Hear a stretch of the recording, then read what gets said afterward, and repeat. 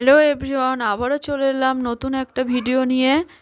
বাপের বাড়িতে গেলে সবসময়ই মনে হয় যে বাবা মাকে একটু সাহায্য করব, কারণ সবসময় তো বাবা মার কাছে থাকতে পারি না। যে কদিন আসি সেই কদিনই থাকি। তো ওই জন্য বাবাকে বললাম তোমার বাজারে যেতে হবে না, আমরাই বাজারে যাচ্ছি।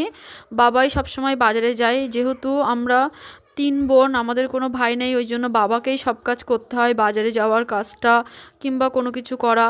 তো সেই জন্য আমরাই গেলে তখন আমরাই বাজারে যাই। তো দেখো, বাজার থেকে নিয়ে চলে এসেছিলাম বাটা মাছ, বড় বড়। আর বাটা মাছ খেতে কিন্তু খুব ভালো লাগে। আর এখানে ছিল চিকেন। তো দেখো, মা ওইদিকে রান্না করছে, আমি এদিকে কেটে দিচ্ছি মাকে। তো মাছগুলো প্রথমে কেটে নিচ্ছি একে একে, আর মাংসটা ধুয়ে দিলাম। মার ওইদিকে দেখো আর ছিল দেশি মুরগির মাংস। তো দেশি মুরগির মাংস মা রান্না করে নিয়েছে।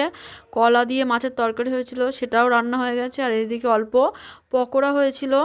তো মার হাতে রান্না খেতে খুব ভালো লাগে, ওই জন্য মায়ের কাছে যখন যাই মাকে বলি একটু রান্না করতে, আমিও করি।